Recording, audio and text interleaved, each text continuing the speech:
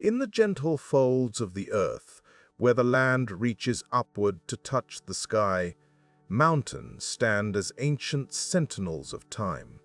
These towering giants, with their peaks often obscured by shrouds of mist or snow, present a world that is both captivating and formidable.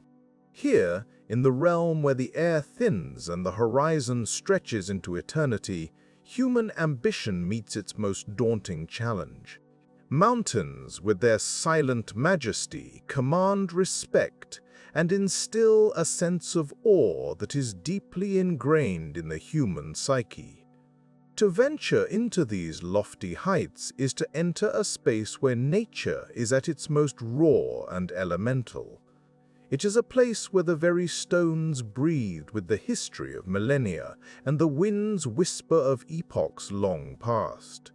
Yet, despite their splendor, mountains are environments of stark contrast, where beauty and danger exist side by side. They are shaped by forces that are both visible and invisible, relentless in their quiet persistence. Glaciers carve their paths with icy patience, rivers etch their courses with unhurried determination, and the weather, ever unpredictable, changes with a rhythm that defies human understanding.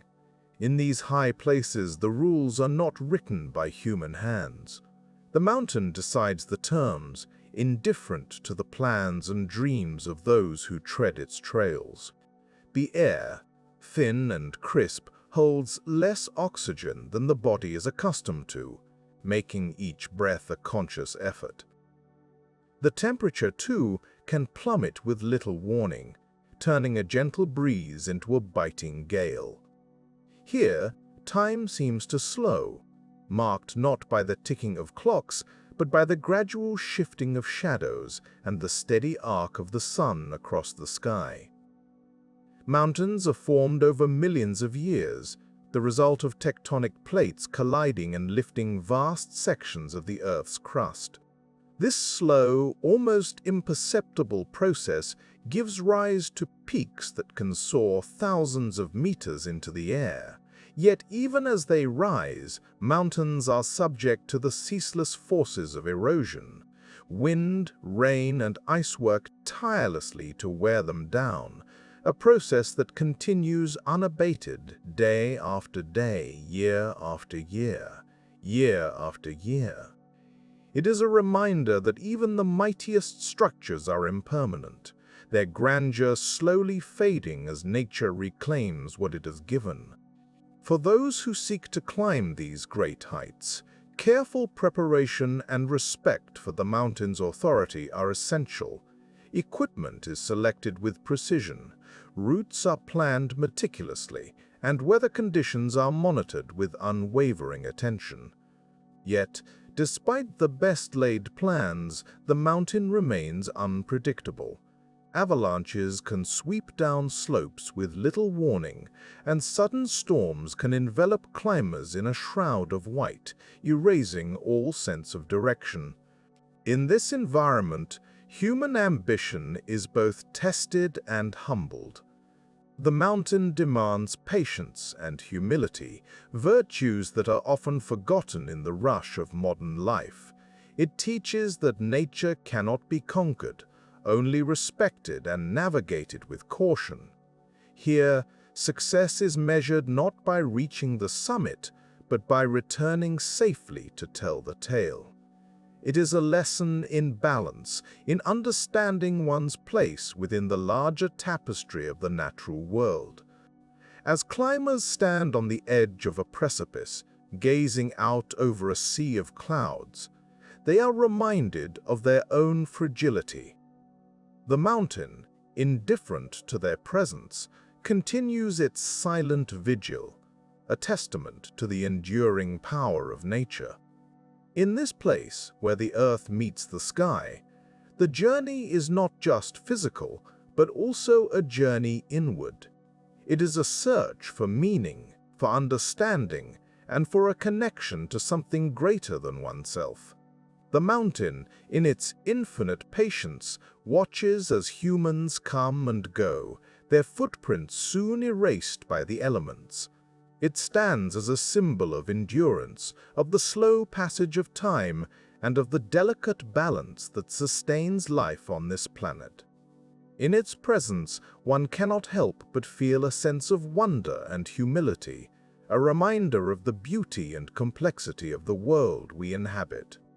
And so, as the sun sets behind distant peaks, casting long shadows across the valleys below, the mountain remains. It is a silent witness to the unfolding drama of life, a place where dreams and reality converge, and where the true nature of human endeavor is revealed. Here, in the heart of the mountains, lies a reminder of the power of nature and the eternal dance between creation and decay.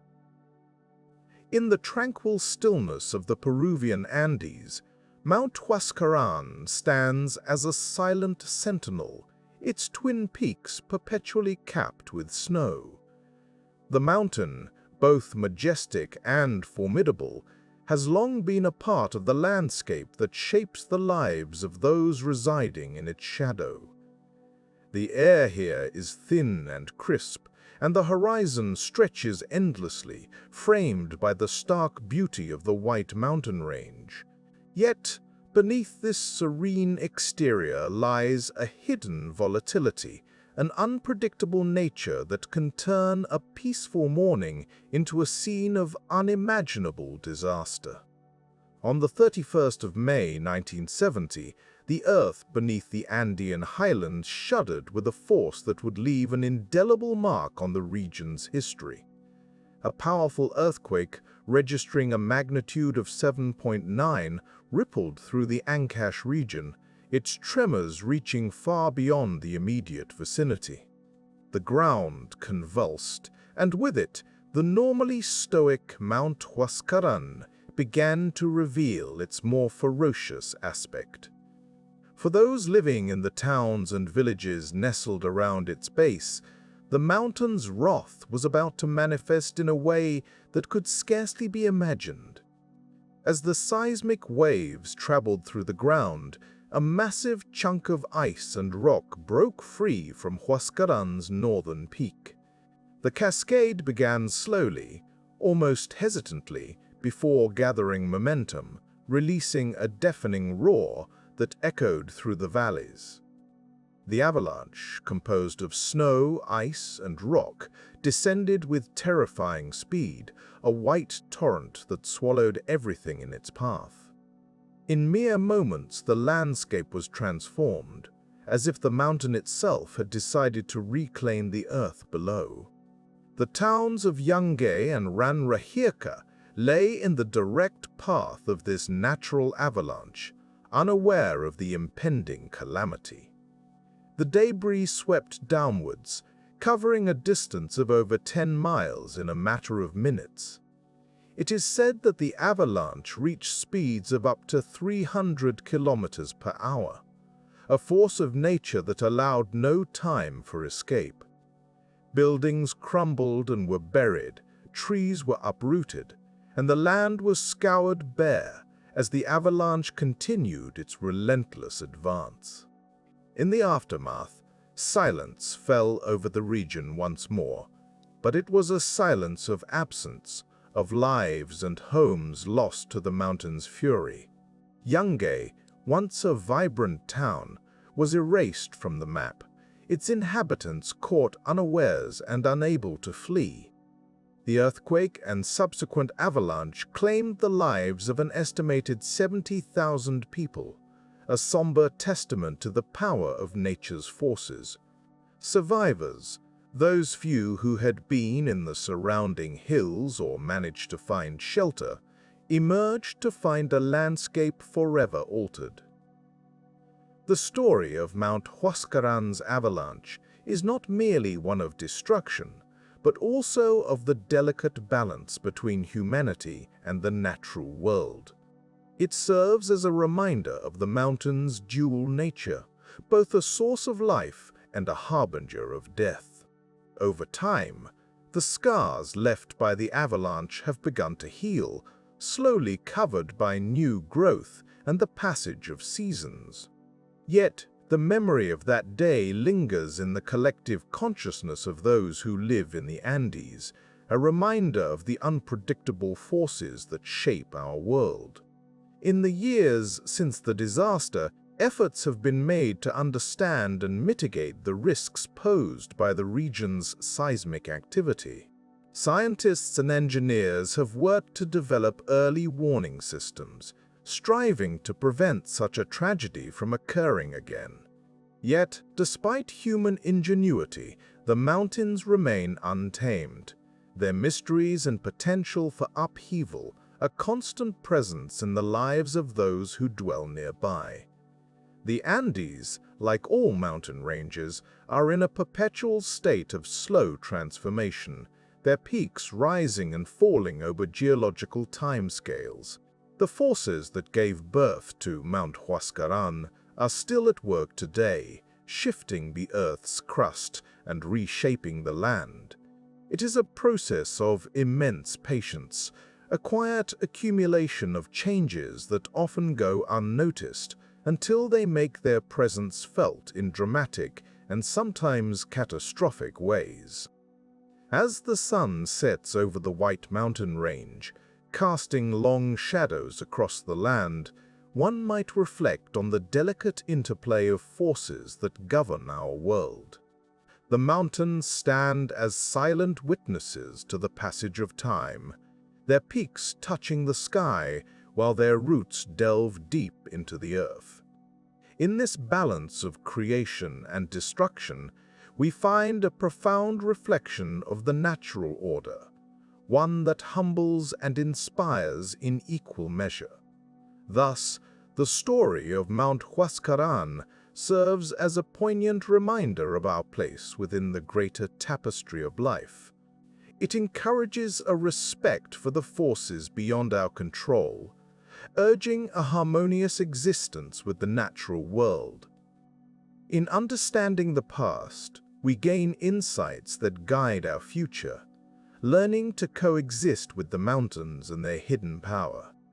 As night descends and the stars emerge, the Andes stand silent once more, their presence a constant in a world of change.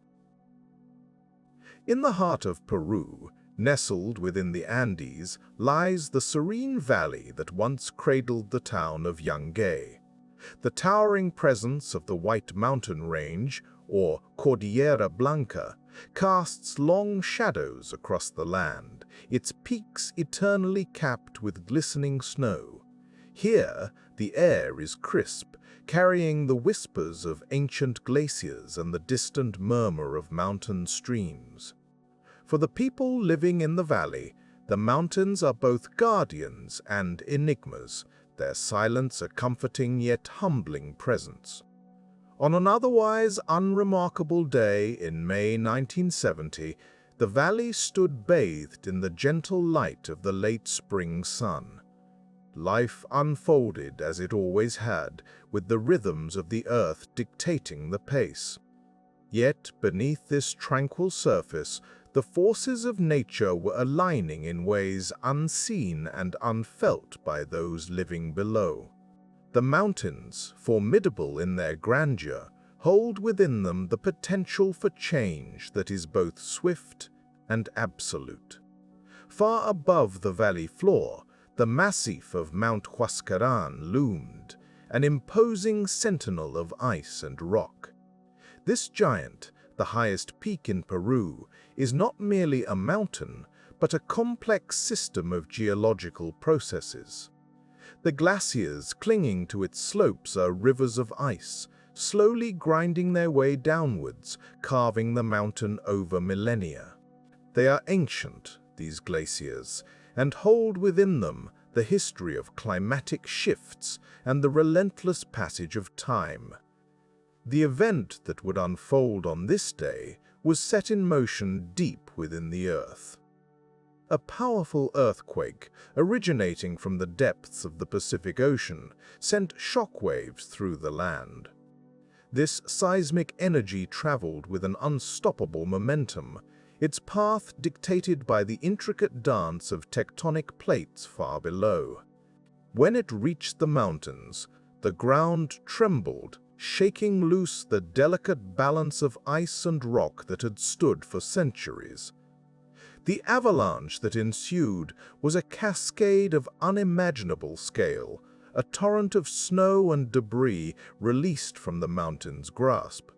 It began at the summit, a distant rumble that quickly grew into a deafening roar.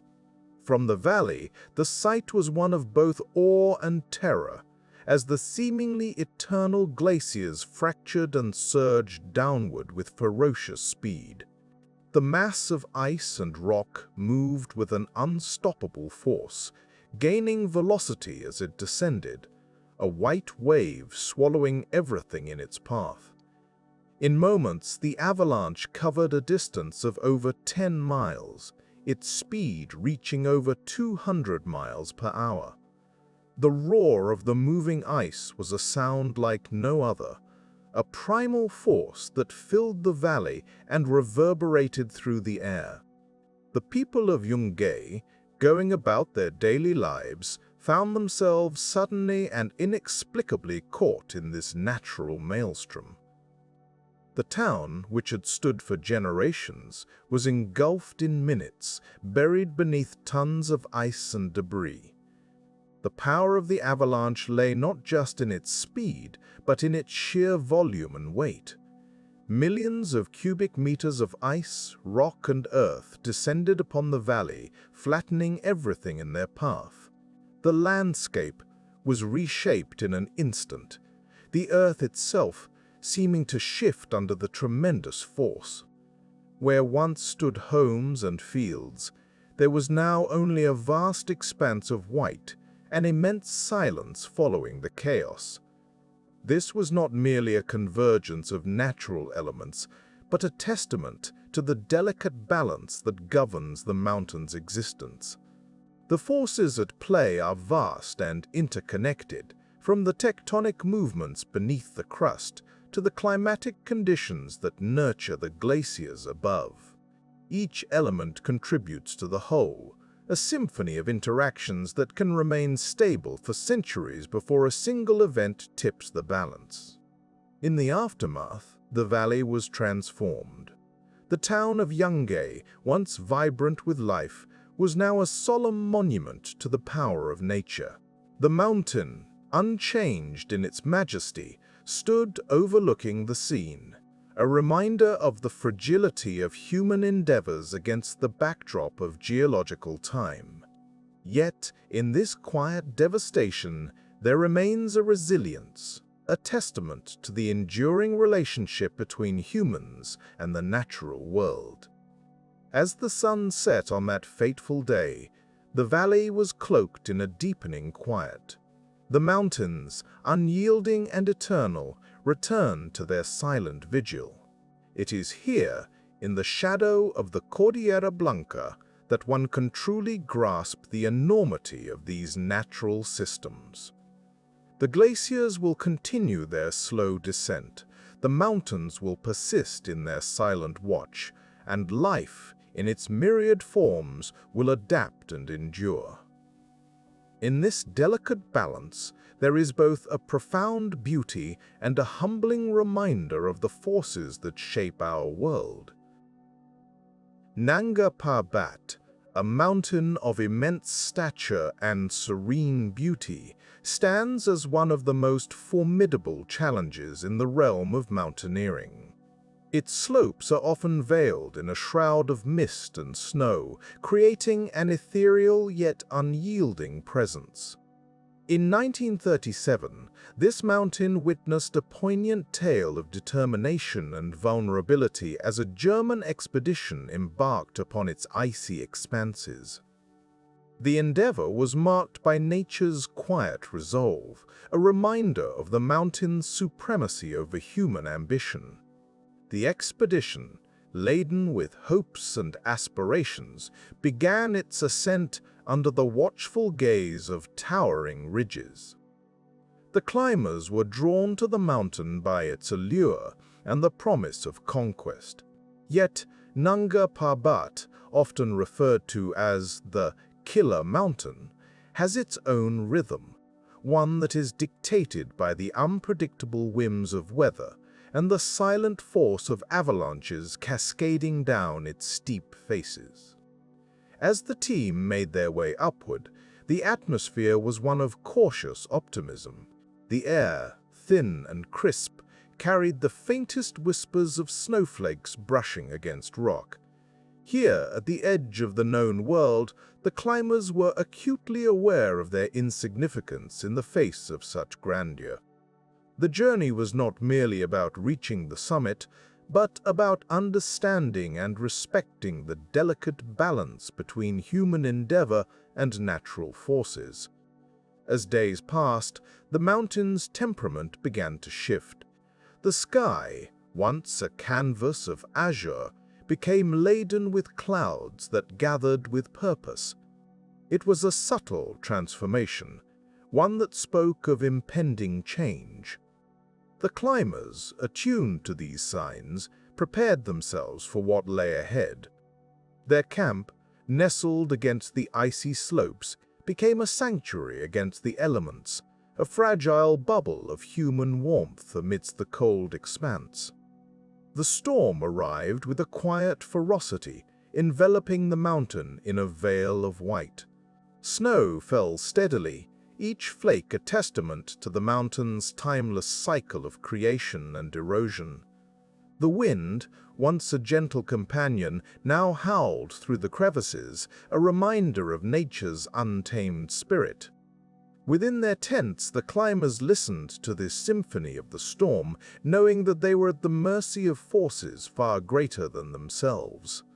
Avalanches, those silent juggernauts of ice and snow, became a constant presence.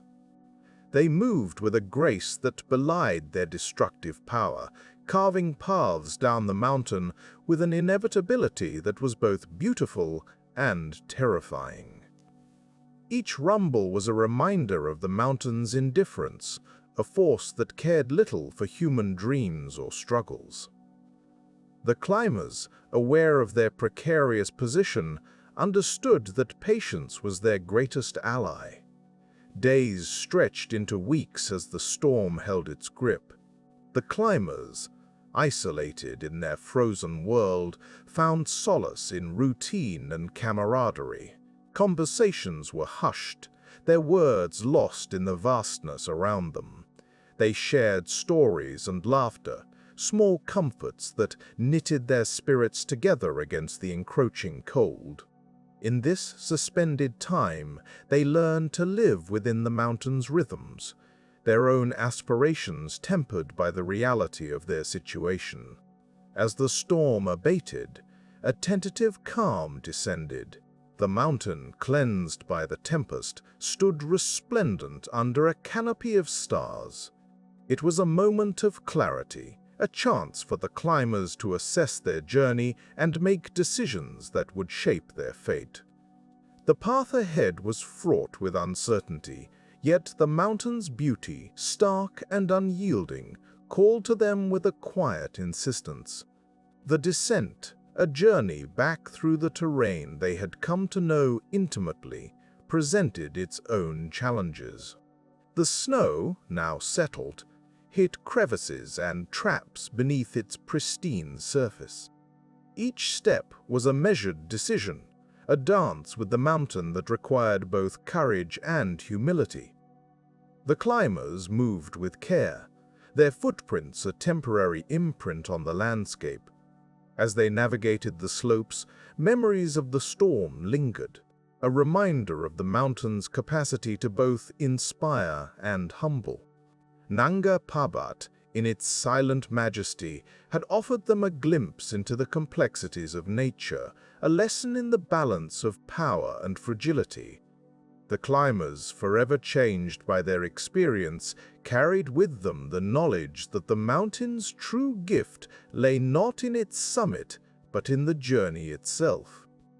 In the end, Nanga Parbat stood as it always had, a sentinel of stone and ice against the sky. The climbers, now part of the mountain's history, returned to the valleys below, their story woven into the tapestry of exploration and endurance.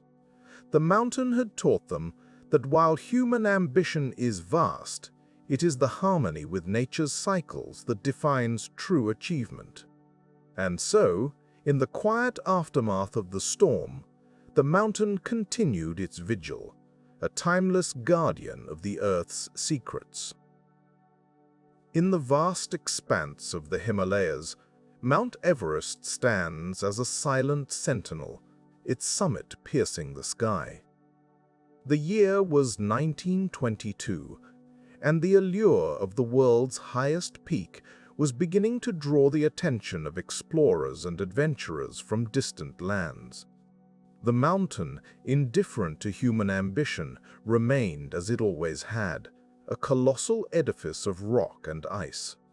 In this remote part of the world, the rhythms of nature dictated life, with the mountain's moods shifting quietly like the changing seasons.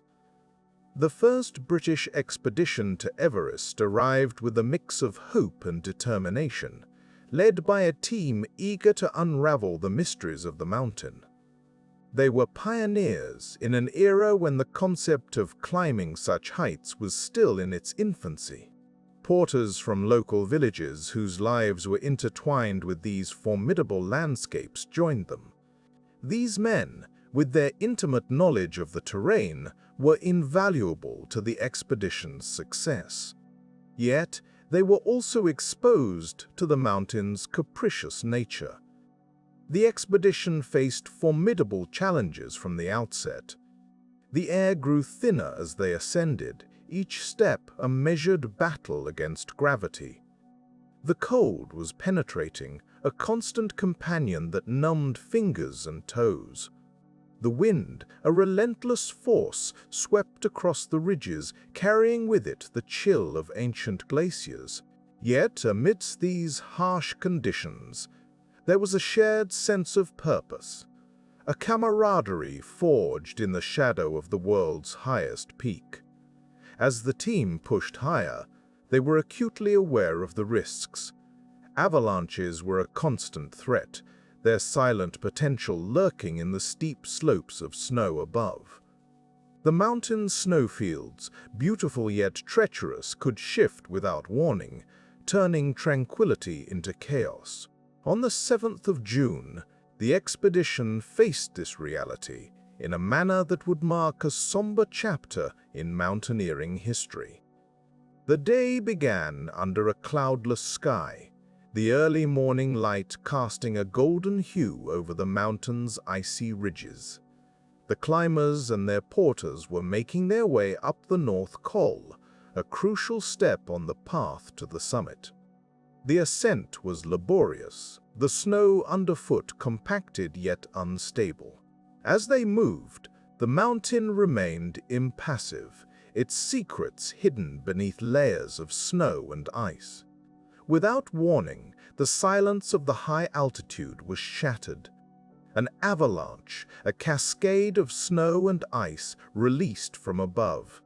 It descended with a quiet inevitability, a reminder of the mountain's unpredictable nature. In those few moments, the grandeur of Everest was transformed into a scene of urgency and fear. The climbers and porters were caught in its path, the force of the avalanche overwhelming their efforts to escape. For the men on the slope, time seemed to stretch and compress, their senses heightened in the face of danger. Yet, amidst the chaos, there was little that could be done. The avalanche swept down with a powerful momentum, and in its wake it left a landscape altered by its passage. Lives were irrevocably changed in those fleeting seconds, the calm of the morning giving way to a stark reality. In the aftermath, the full extent of the tragedy became clear. 7 porters, the backbone of the expedition, had been lost to the mountain. They were men who had walked these paths with a quiet resilience, their lives intertwined with the peaks and valleys of the Himalayas. Their absence was a profound reminder of the mountain's indifference, a testament to the fine line between adventure and peril. The expedition members who survived were left to grapple with the enormity of what had occurred. The drive to conquer Everest was tempered by the harsh truth of the mountain's power. The loss of the poignant moment, an indelible mark on the history of mountaineering. An indelible mark on the history of mountaineering. In the quiet that followed, the mountain continued its eternal vigil, unchanged by the events on its slopes. This tragedy, the first recorded mass fatality on Everest, would resonate through the years, shaping the way future expeditions approached the challenges of high-altitude climbing. The loss underscored the need for respect and caution, a reminder that in the realm of the mountain, human ambition is but a whisper against the backdrop of time. As the snow settled and the winds continued their inexorable passage across the heights, Everest stood as it always had, a symbol of nature's majesty and mystery. The events of 1922 would become part of the mountain's story, a chapter written in the lives of those who dared to tread its icy paths. The lessons learned, etched into the annals of exploration, served as both a tribute and a warning to those who would follow in their footsteps. In the years that followed, the desire to reach the summit of Everest would grow, drawing climbers from around the globe. Yet, the memory of those lost porters lingered, a testament to the unpredictable nature of the world's highest peak. As the sun set over the Himalayas, casting long shadows across the snow, the mountain remained, a silent witness to the passage of time and the enduring spirit of human endeavor. In the high, thin air of Mount Everest, where the world seems to hold its breath, climbers find themselves at the mercy of a landscape both majestic and merciless. The year was 1996, and Everest, the roof of the world, towered above them as it always has, indifferent to human ambitions. On this occasion, the mountain's vast slopes played host to an unusually large number of climbers, each hoping to stand upon its summit, to look down from the highest point on Earth. Yet, within this convergence of dreams and determination lay the seeds of calamity. The ascent of Everest requires a delicate balance of timing and conditions, elements that are not easily controlled. On this particular ascent, the paths leading to the summit were crowded as teams from various expeditions queued along the narrow ridges and steep inclines. The climb, governed by the rhythms of weather and wind, demands precision, for a misstep or a missed window can be unforgiving. The congestion on this day, however, introduced delays, extending the time climbers spent in the perilous death zone where oxygen is scarce, and the human body slowly succumbs to the altitude's silent grip. The decision-making process on Everest is a complex interplay of human judgment and the mountain's immutable presence. As the day progressed, choices had to be made, decisions about when to push forward or turn back, each carrying weighty consequences.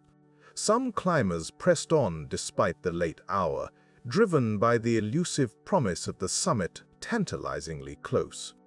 Others hesitated, aware that the mountain's challenges are not to be underestimated.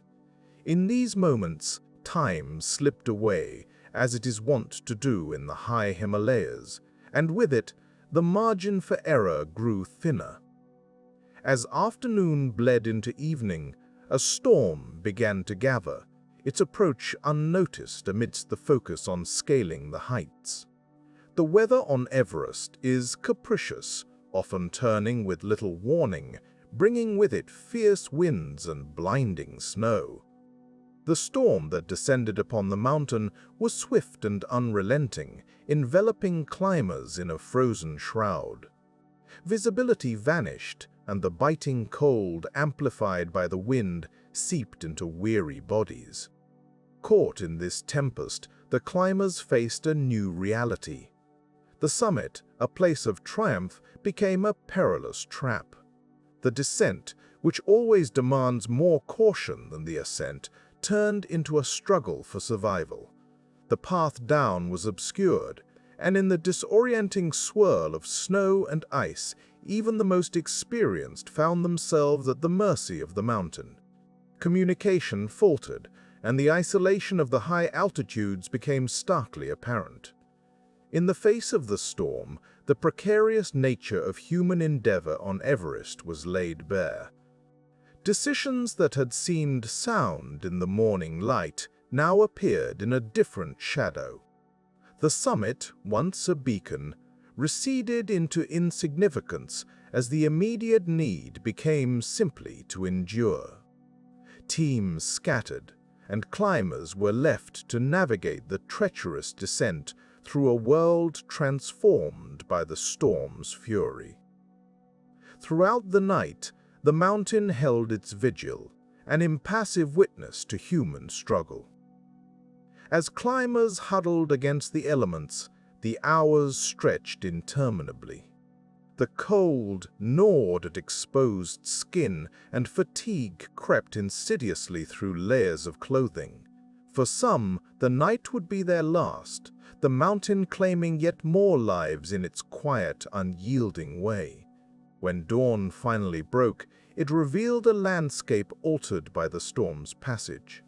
The mountain, serene in the morning light, showed no trace of the previous day's ordeal.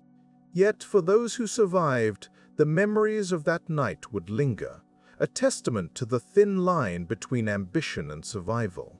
The events of 1996 would become a somber chapter in Everest's storied history, reminding all who venture there of the delicate balance that must be maintained.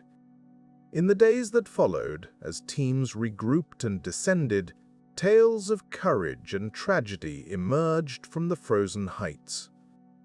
The mountain, as ever, remained indifferent, its slopes and ridges unchanged by the human stories they had witnessed.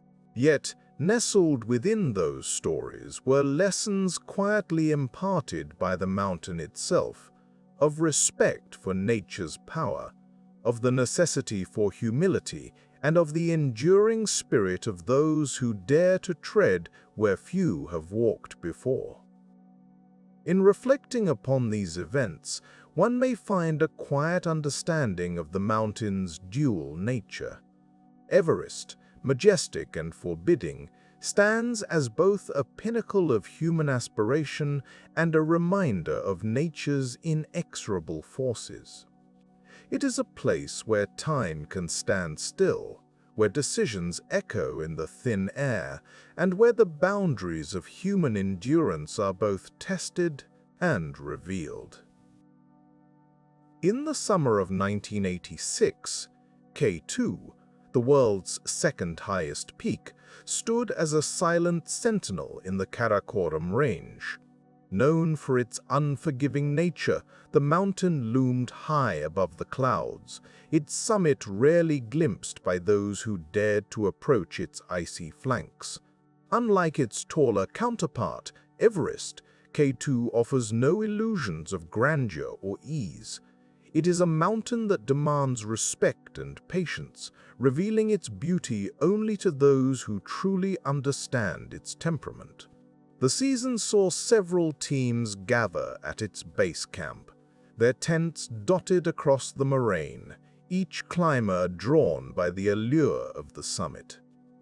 The atmosphere was one of cautious optimism, tempered by the knowledge that K2 had a history of testing not just the skill, but the resolve of all who dared to climb it. As June gave way to July, the mood was one of anticipation. Plans were made, routes decided, and supplies ferried up to higher camps. Yet in the mountains, plans are often subject to the whims of the weather, and K2 is notorious for its capricious storms. The weather patterns in the Karakoram are complex and unpredictable. Monsoon rains from the south can clash with the cold air descending from the north, creating a volatile mix of conditions. What might begin as a clear day can quickly transform into a fierce storm, with winds howling down the slopes and visibility reduced to mere meters. Climbers on K2 must constantly be aware of these changes, for a storm on this mountain can be both sudden and severe. As the climbing season progressed, the weather began to deteriorate. Storms swept across the mountain with increasing frequency, leaving teams stranded at various altitudes. At higher camps, the isolation was palpable. The tents, buffeted by relentless winds, offered scant protection against the elements. Communication with base camp became intermittent as radios crackled with static, leaving those higher up in a state of anxious uncertainty. The human body, when exposed to such conditions, faces a relentless assault. The cold seeps in, numbing fingers and toes, while the thin air offers little respite for lungs gasping for oxygen. At altitudes above 8,000 meters, often referred to as the death zone, the body begins to consume itself, muscles wasting away as it struggles to maintain basic functions. In such an environment, even the smallest tasks require immense effort, and the margin for error is virtually non-existent. For the teams on K2, each decision was fraught with consequence. To ascend or descend, to push for the summit or retreat to the relative safety of lower camps, all choices carried weight. Some climbers, driven by ambition or the allure of the summit, chose to press on, despite the deteriorating conditions. Others, heeding the warnings of the mountain, opted for caution, deciding to wait for a break in the weather. As July turned to August, the storms persisted, relentless in their assault. The mountain, indifferent to the struggles below, remained shrouded in cloud, its icy ridges hidden from view. For those caught high on its slopes, the days blended into nights, the passage of time marked only by the rhythm of the wind and the relentless cold. Food supplies dwindled, and the lack of oxygen took its toll, sapping strength and clouding judgment. In such circumstances, camaraderie becomes a lifeline. The shared experience of hardship can forge bonds among climbers, providing a source of strength in the face of adversity. Yet, the stress of survival can also strain those bonds, testing friendships and alliances. On K2, the climbers faced not only the physical challenges of the ascent, but also the psychological toll of isolation and uncertainty. Tragically, the season would not end without loss. As the storms finally began to abate, the mountain revealed the cost of its wrath. Several climbers, trapped by the weather and unable to descend, succumbed to the conditions. Others, attempting to reach their stranded companions, were themselves caught in K2's icy grip, reinforcing the mountain's reputation as one of the most dangerous peaks on the planet. In the aftermath, as survivors made their way back to base camp, the mountain stood unchanged, its slopes once again silent. The stories of courage and loss would echo through the climbing community, serving as a testament to the formidable nature of K2. For those who had witnessed the mountain's fury, the experience would remain a part of them, a reminder of both the beauty and the peril inherent in the pursuit of such lofty heights. And so, K2 remains a symbol of nature's vast power, a place where the boundaries of human endeavor are tested against the elemental forces of the earth. It is a mountain that commands respect, a reminder of the delicate balance between ambition and humility, and the ever-present need to listen to the quiet whispers of the wind. In the gentle stillness of the early hours, the vast expanse of the Karakoram Range lies cloaked in a shroud of blue-gray twilight. Here, nestled among these towering peaks, stands K2. Known as the Savage Mountain, it commands both reverence and fear. Rising like a sentinel, its pyramid-like form is a testament to nature's indifference to human ambition. The mountain, impervious to the fleeting concerns of those who dare to tread its icy flanks, remains steadfast, a silent witness to the passage of time. In the high-altitude world above 8,000 meters, often referred to as the death zone, the air thins and the body begins its quiet struggle against the elements. On K2, the bottleneck, a narrow couloir framed by towering seracs, marks a critical juncture on the ascent. It is here that climbers confront the mountain's most treacherous challenge. The ice that clings precariously to the steep slopes waits in cold silence, its stability subject to the vagaries of temperature and time. In the summer of 2008, an international ensemble of climbers converged on this formidable peak. They were drawn by the allure of reaching the summit, a prize that has eluded many. As they ascended, the mountain's icy breath whispered warnings, but the pull of the summit often obscures the risks that lay hidden in the shadows. On the first day of August, climbers made their way through the bottleneck, navigating the narrow passage with caution. Ropes, fixed in place by earlier parties, offered a tenuous lifeline. Yet, the mountain, in its timeless patience, had other plans. As the sun arced across the sky, its warmth seeped into the ice, setting into motion a series of events that would unfold with quiet inevitability. As evening descended, the bottleneck's icy facade betrayed its fragility. An ice serac, immense and ancient, succumbed to gravity's gentle pull. The collapse was swift, severing the ropes that connected climbers to their descent route. In an instant, they found themselves suspended between the summit and safety, high above the death zone. The ensuing hours unfolded in a slow, inexorable march of time. With each passing moment, the thin air exacted its toll, sapping strength and clarity. In this realm, where survival hinges on measured breaths and deliberate movement, the climbers faced a stark reality. Trapped above the bottleneck, their paths severed, they were left to confront the mountain's indifference. The night pressed on, and the cold deepened its grip. In these heights, even the slightest error can tip the balance between life and loss. As the climbers grappled with their predicament, the mountain stood impassive, its icy slopes reflecting the pale light of the stars. Communication with those below became a tenuous thread, as radios crackled with fragments of conversation, the thin air distorting voices into whispers on the wind. In the darkness, decisions were made with the deliberation of those who understand the stakes.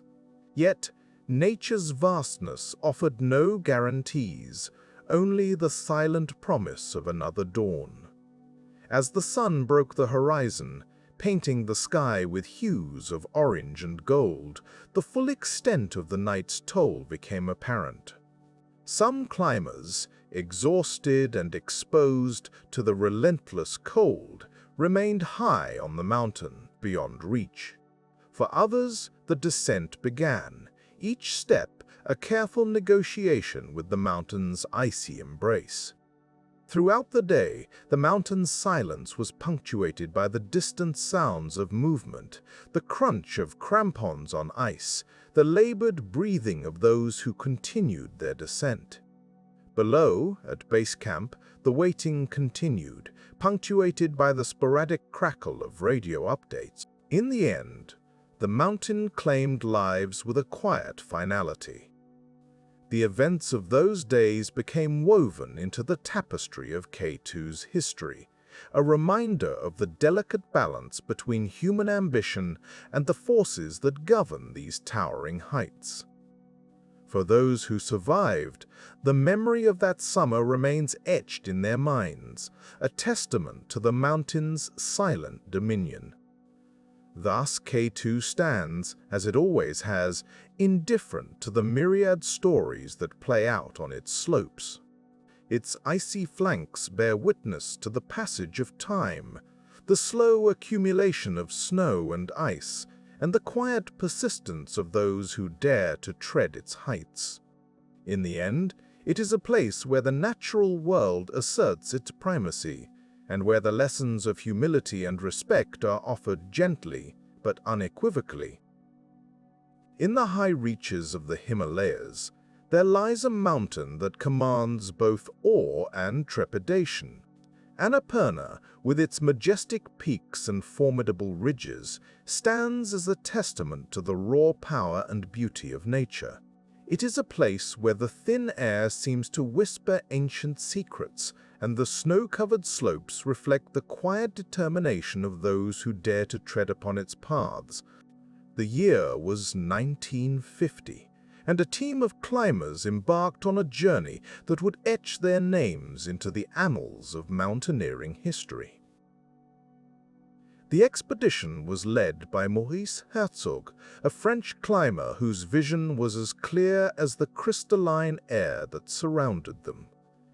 The goal was ambitious, to conquer one of the world's first 8,000-meter peaks.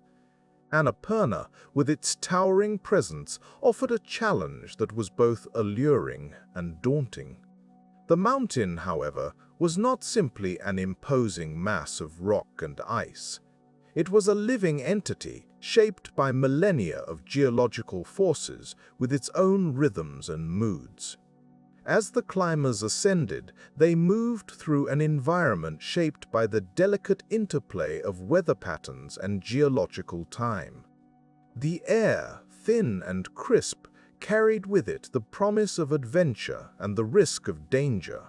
The team was acutely aware of the mountain's reputation. Annapurna was known for its treacherous conditions, where sudden storms could sweep across the slopes with little warning, and avalanches could descend with silent ferocity.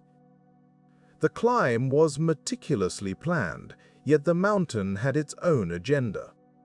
As the team reached higher altitudes, the effects of the thin atmosphere began to take a toll. The human body, not designed for such extremes, struggled to adapt. Each breath was a conscious effort, each step a test of will. The climbers faced the relentless cold, their extremities numbed by the biting chill. Frostbite, a silent and persistent companion, crept into their fingers and toes, marking them with its icy touch. Despite the hardships, there was a sense of camaraderie that bound the team together. They were united by a common goal, each member playing a vital role in the ascent. The mountain demanded respect and caution, and the climbers responded with discipline and resilience. Their progress was measured not just in meters climbed, but in the accumulation of experience and the sharpening of instincts honed by the environment. As they neared the summit, a sense of quiet anticipation filled the air. The final push required every ounce of strength and determination. The peak, shrouded in clouds, seemed to beckon with a promise of accomplishment and the culmination of their efforts. On the 3rd of June, Maurice Herzog and Louis Lachenal reached the summit of Annapurna, marking a historic achievement in the world of mountaineering. Yet the descent proved to be as perilous as the ascent. With the summit behind them, the journey down was fraught with danger. Exhausted and battling the effects of frostbite, the climbers faced a descent that tested their limits. The mountain, unchanged by their triumph, remained indifferent to their struggle. It was here, in the shadow of their success, that the reality of their endeavor became starkly apparent. The descent was a race against time, as the climbers battled the elements and their own weakening bodies. Frostbite had taken its toll, and the prospect of amputations loomed ominously. The mountain, in its silent majesty, offered no respite. It was a reminder that nature, in all its grandeur, operates on its own terms, indifferent to human ambition. Despite the challenges, the climbers' resolve remained unbroken. They navigated the treacherous slopes with care, their movements guided by experience and instinct. The descent was a testament to human resilience, a journey marked by both hardship and hope. Each step brought them closer to safety, each moment a reminder of the fine balance between triumph and tragedy. As they reached the lower slopes, the air grew thicker, the environment more forgiving. The mountain, once a formidable adversary, now receded into the background. The climbers emerged from their ordeal, marked by the experience yet enriched by the journey. Annapurna, with its towering presence, had tested them, challenged them, and ultimately allowed them a glimpse into the sublime. In the aftermath, the legacy of the climb endured. It stood as a testament to the spirit of exploration and the enduring allure of the unknown.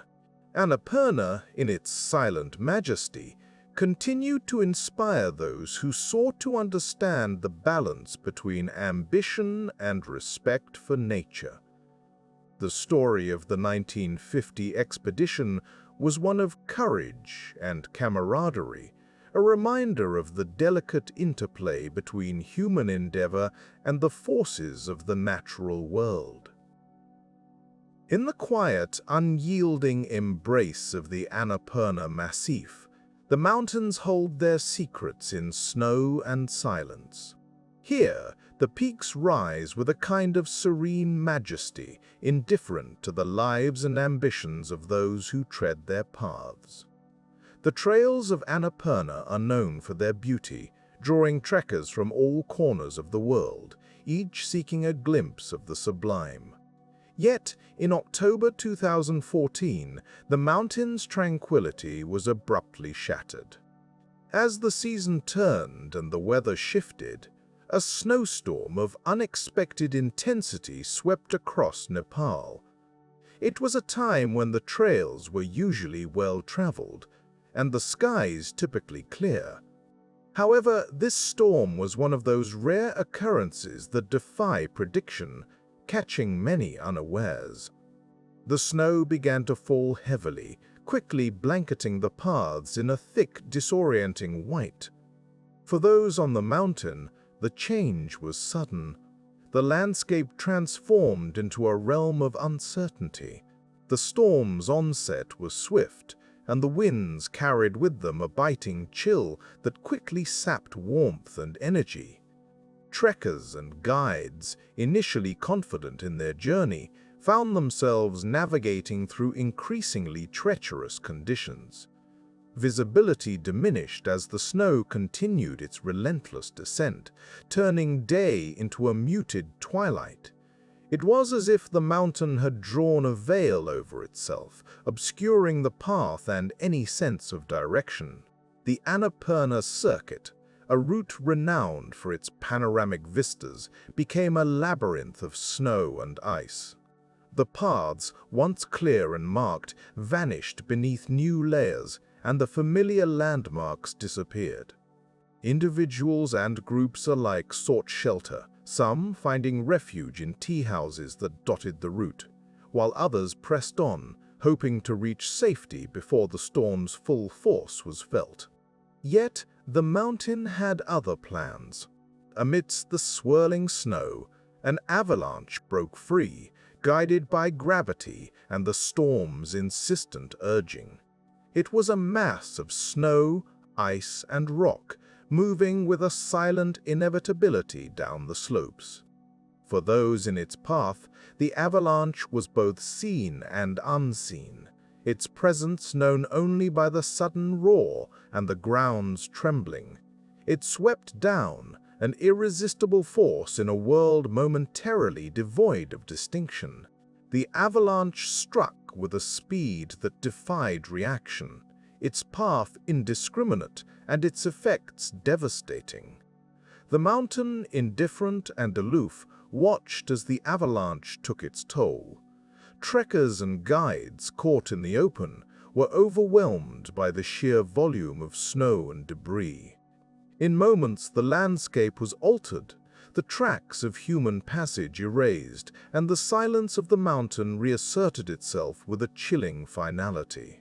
Rescue efforts, hampered by the storm and the treacherous conditions, were slow to reach those in need. The mountain, once again serene, seemed to resist intrusion, its slopes guarding those it had claimed. The storm, having spent its fury, left behind a scene of desolation and loss. Yet, in the days that followed, stories of survival and tragedy emerged, each a haunting reminder of the mountain's indifferent power.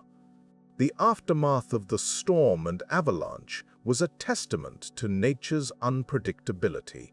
The trails, once bustling with life and laughter, were now silent, save for the crunch of footsteps in the snow as rescuers and survivors made their way through the altered landscape. The mountain, unchanged and unchanged by the events, stood as it always had, a monolith in a world of constant flux. In the years since, Annapurna has continued to draw those who seek its beauty and challenge. The paths have been retraced, and the stories of that fateful day have become part of the mountain's lore. Yet, the memory of the storm and the avalanche remains, a quiet reminder of the balance between human endeavor and the vast, unpredictable forces of nature. As the sun sets behind the peaks, casting long shadows across the valleys, the mountain stands as a silent witness to the passage of time. The snow, once more a blanket of tranquility, covers the slopes with a deceptive calm.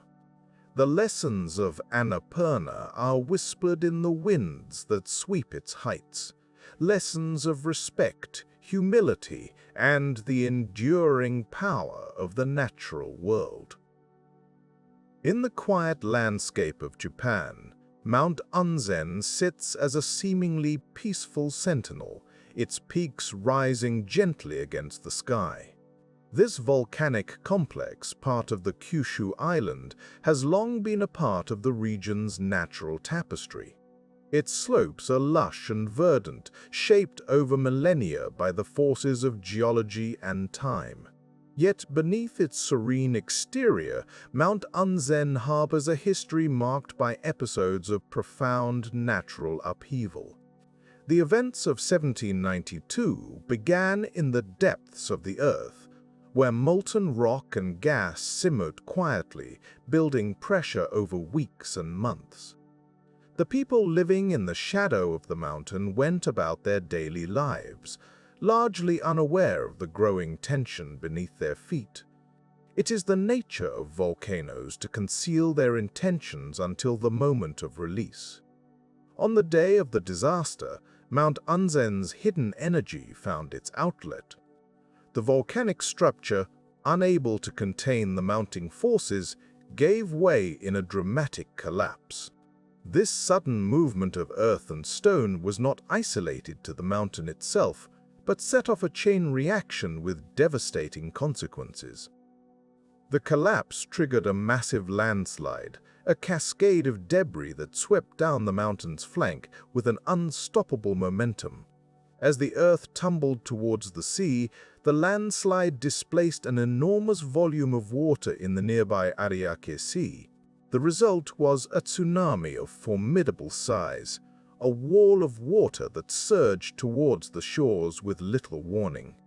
In the quiet moments before its arrival, the sea must have seemed to draw back, the tide retreating as if to gather strength for the impending onslaught. The tsunami struck with a force that was both immediate and overwhelming. Coastal villages nestled near the water's edge were engulfed in moments. The power of the waves was such that it reshaped the landscape, scouring the shore and leaving a trail of destruction in its wake. Human structures, no matter how well built, were no match for the sheer energy of the sea. In the aftermath, the true scale of the disaster became apparent. Thousands of lives were lost, entire communities erased by the combined fury of earth and water. The toll was the greatest recorded for a mountain-related incident, a somber testament to nature's ability to wield power with little regard for human boundaries. Yet, as is often the case, out of destruction came renewal. Over time, the land began to heal. Vegetation returned to the scarred slopes, and the rhythms of life resumed, albeit changed by the memory of what had occurred. Mount Unzen, though altered by its own violence, continued its existence as a part of the natural world. The mountain stands today not only as a geological feature, but as a reminder of the interconnectedness of Earth systems. Volcanic activity, tectonic movement, and oceanic processes are all part of a larger dance, one that shapes the planet in both subtle and dramatic ways. The story of Mount Unzen in 1792 is a reminder of the delicate balance that exists within our environment.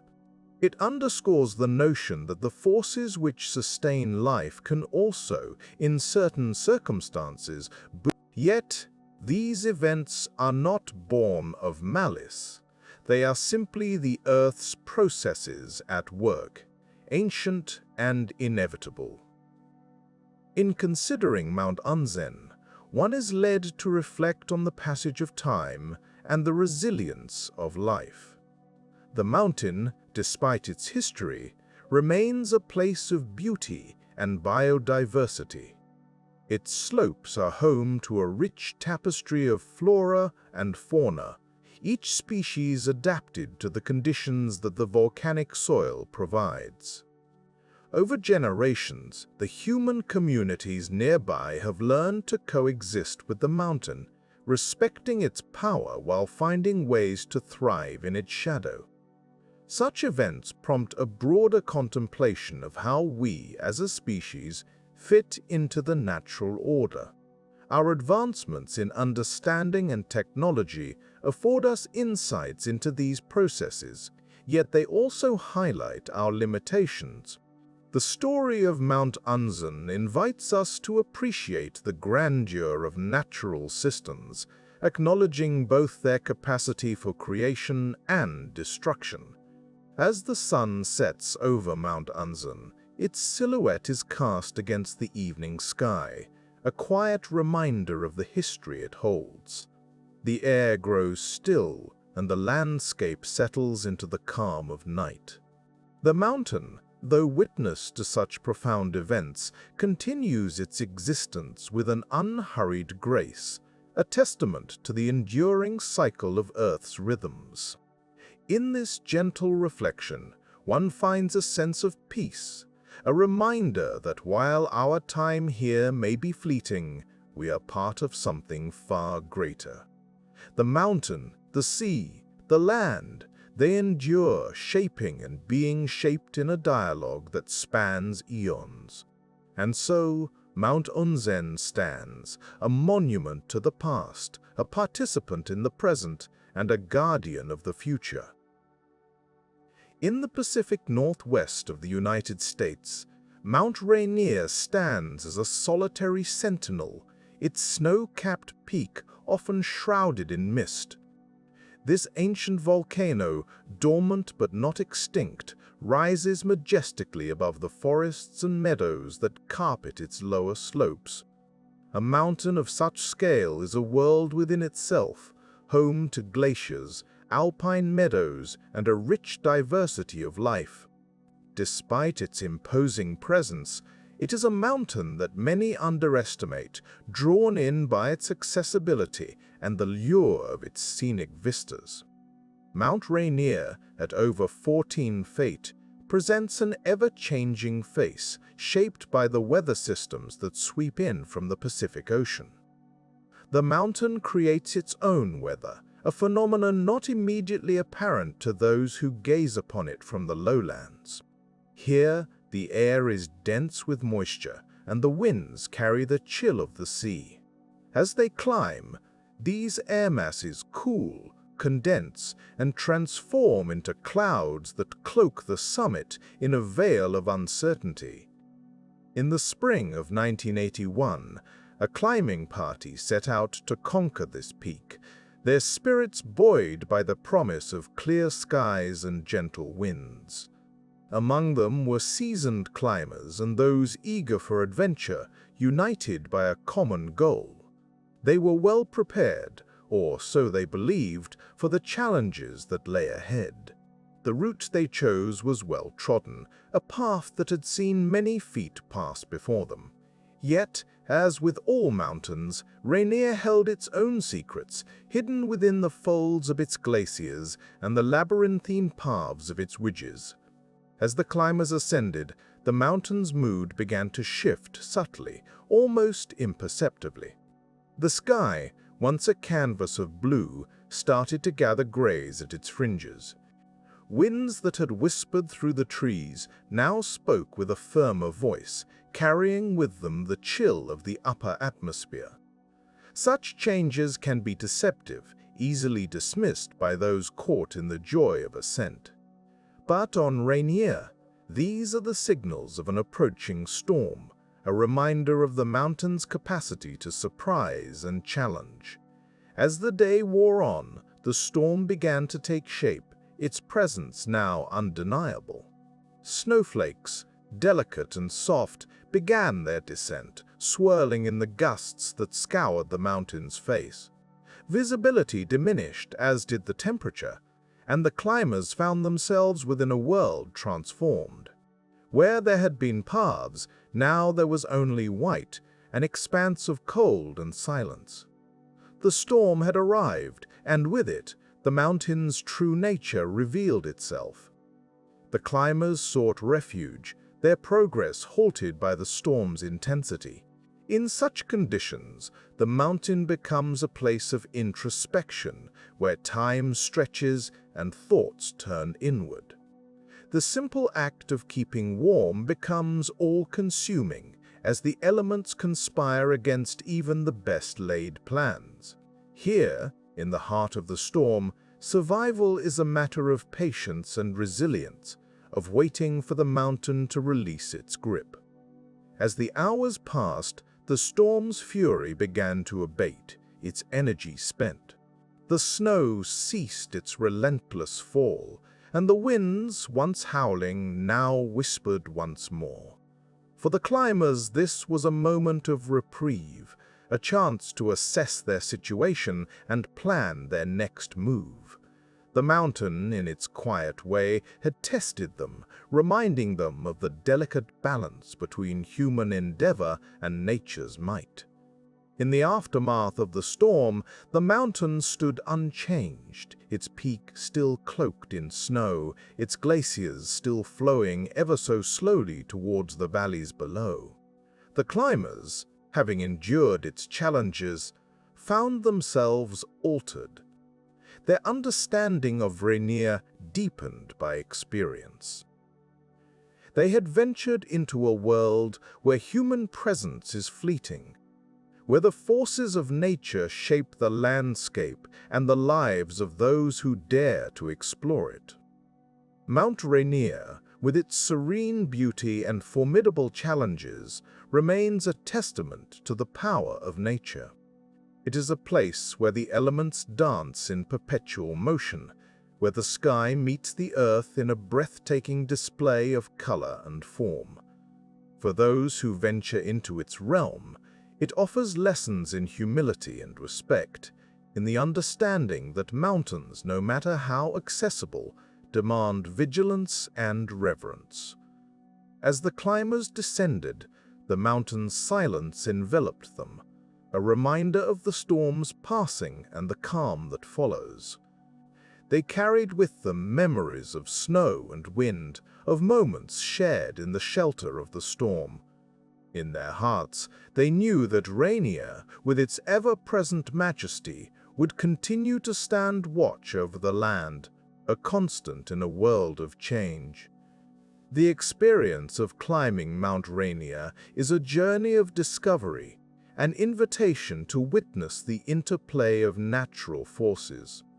It is a reminder that in the face of nature's grandeur, we are but temporary visitors, passing through a landscape that has existed long before us and will remain long after we have gone.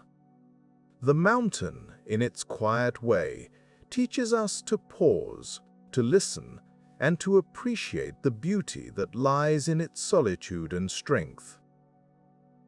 In the serene stillness of the Pacific Northwest, Mount Hood stands with a quiet majesty, its snow-clad peak often softened by a gentle wisp of cloud.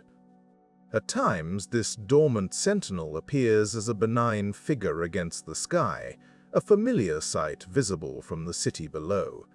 Yet, the mountain possesses a capacity for sudden change, a reminder of nature's indifference to human ambition. Mount Hood, the tallest peak in Oregon, rises to a height of over 11,000 feet. It is a stratovolcano shaped by layers of lava flows and volcanic ash. The allure of its summit draws climbers from all around, eager to conquer its slopes. However, beneath the welcoming appearance lies a landscape where weather conditions can alter dramatically and swiftly. The mountain's weather is governed by factors both near and distant. Moist air from the Pacific Ocean meets the cooler inland temperatures, creating conditions that can shift from calm to stormy in a matter of hours. High winds can whip the snow into blinding blizzards, reducing visibility to a mere arm's length. The unpredictability of these elements often catches climbers unprepared, especially those who underestimate the mountain's latent power. In May 1986, a group of climbers set out to scale Mount Hood, unaware of the challenges awaiting them. The ascent began under a sky that promised clarity, the air crisp and invigorating. Such conditions lull one into a false sense of security, encouraging the belief that the summit is within easy reach. As the climbers made their way upwards, the familiar signs of change began to manifest. The wind picked up, its bite increasingly sharp against exposed skin, hinting at the storm gathering beyond the horizon. As the day wore on, the weather turned decisively. A storm front moved in, clouds thickening overhead, obscuring the sun's reassuring presence. Snow began to fall, gently at first, then with increasing intensity. The mountain, once a clear pathway, transformed into a maze of white. The climbers, now engulfed by the storm, found their progress impeded by the accumulation of snow. Each step became laborious, the effort required to move forward, sapping their strength. The temperatures plummeted, and the wind howled with an unforgiving ferocity. Caught in these conditions, the climbers' visibility was reduced to near nothing. Orientation became a challenge, the landscape around them a uniform expanse of white. In such circumstances, the human mind struggles to maintain clarity. The cold seeps in, numbing fingers and thoughts alike, while exhaustion dulls the senses further. Despite their experience and preparation, the climbers were at the mercy of the mountain's winds. They sought shelter, knowing that to continue was perilous. Yet the snow continued to fall, enveloping their temporary refuge. Hours passed, and the storm showed no sign of relenting. Trapped in this icy grip, the climbers faced the harsh reality of their situation. The mountain, indifferent to their plight, offered no respite. As the night descended, temperatures fell even further. The cold became an ever-present adversary, its chill penetrating layers of clothing. Frostbite, a silent predator, began its work, turning extremities numb and unresponsive. The climbers, huddled together, shared a collective hope for dawn, when the storm might abate and rescue could become a possibility. Throughout the night, the storm continued unabated. The wind's relentless roar was a constant reminder of the power wielded by nature. For those caught in its grasp, time became a fluid concept, marked only by the struggle to remain conscious, to fight against the encroaching lethargy brought on by the cold. Eventually, the first light of dawn broke through the storm's veil, revealing a landscape transformed by the night's ferocity. The mountain, now blanketed in fresh snow, held the secrets of the previous day within its silent expanse. Rescue teams, alerted by those who had remained below, braved the conditions to reach the climbers. The work was slow and arduous, each step requiring careful negotiation of the treacherous terrain. Among the rescuers, a quiet determination prevailed. These individuals understood the mountain's dual nature, its beauty and its potential for devastation. They moved with purpose, guided by experience and the knowledge that each moment was precious. As they advanced, the wind began to ease, the storm's grip loosening its hold. When the climbers were finally located, the scene was one of both relief and somber realization. The storm had taken its toll, claiming lives and leaving a lasting reminder of its might. The survivors, though grateful for their rescue, bore the weight of loss, a stark reminder of the mountain's unforgiving nature. Mount Hood, as the storm receded, returned to its familiar tranquility. The snow-covered slopes glistened in the morning sun, a picture of serenity. Yet, beneath this veneer lay the memory of those caught unawares, a testament to the mountain's unpredictable spirit. For those who venture onto its slopes, the lesson is clear. Respect for the mountain is paramount, for it exists beyond human conquest, a force unto itself. In the days that followed, discussions arose about safety and preparedness, how best to equip those who sought to challenge the mountain again. Changes were made, protocols adjusted, all with the understanding that the mountain would remain unchanged, its power undiminished. As the seasons passed, Mount Hood continued to draw climbers, each one seeking the summit's quiet promise. They come, equipped with knowledge and respect, aware of those who came before. In the end, the mountain stands as it always has, a silent figure in the landscape, its presence a reminder of nature's enduring strength and the delicate balance of human endeavor against its backdrop. In the gentle and vast landscape of the Caucasus Mountains, Mount Elbrus stands as a silent sentinel, its twin peaks cloaked in perpetual snow. At 642 meters, it is the highest in Europe, a dormant volcano that commands respect and awe. The surrounding expanse is a tranquil tableau, where the quietude of nature is punctuated only by the occasional whisper of the wind. Here, the mountain holds its secrets, indifferent to the passing of time and human ambition. In the winter of 1979, a group of university students set out to explore this formidable giant. Full of youthful vigor, they were drawn to Elbrus by the promise of adventure and the challenge of its icy slopes. The mountain, however, has its own rhythms, dictated by the snow and the shifting skies above. It is a place where conditions can change with little warning, where the sunlit morning can swiftly give way to a night shrouded in cold and darkness. As they ascended, each step brought them closer to the summit, but also deeper into the realm where the air grows thin and the temperature drops. The landscape around them was a study in white and gray, the snow underfoot crunching softly, a deceptive surface beneath which lay hidden crevasses and the potential for sudden slips. The students, experienced yet perhaps not fully attuned to the mountain's nuances, pressed on, buoyed by camaraderie and determination. The weather, ever capricious at such altitudes, began to shift. A gentle breeze quickened, the clouds above thickening into an ominous blanket. The transformation was gradual, almost imperceptible at first, until the sun was obscured and the light took on a muted quality. It was as if the mountain itself was drawing a veil across the sky.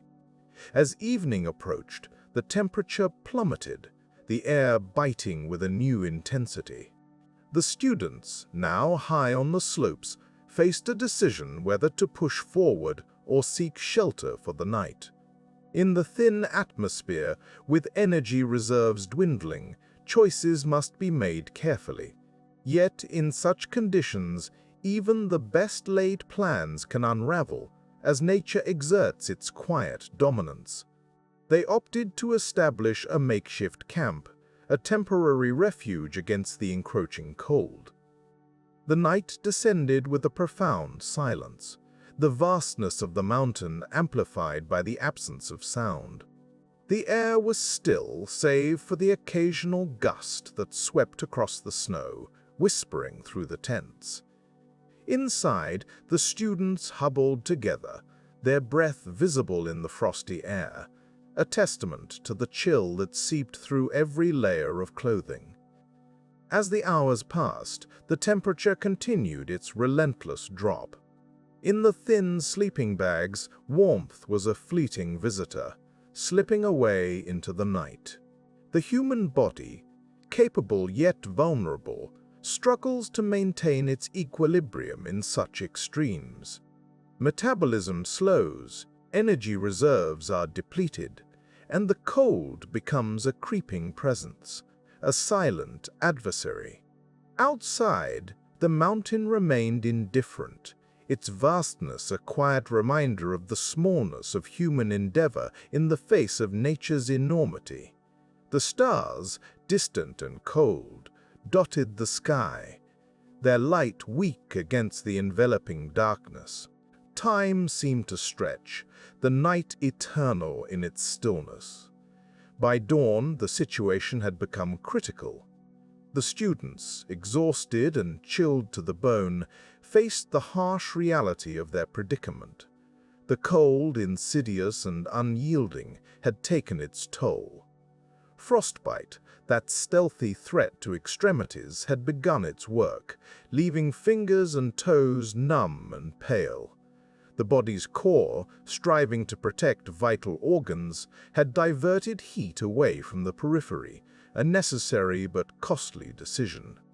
In the pale light of morning, their surroundings appeared altered, the familiar landscape now a formidable barrier to survival. The descent, once a simple matter of retracing steps, now loomed as a daunting challenge. The snow, which had seemed a benign surface, was now a treacherous field that demanded careful navigation. Gathering their strength, the students began the slow journey downwards. Each step was deliberate, a calculated effort to balance speed with caution. The cold remained an ever-present companion, sapping energy and dulling senses.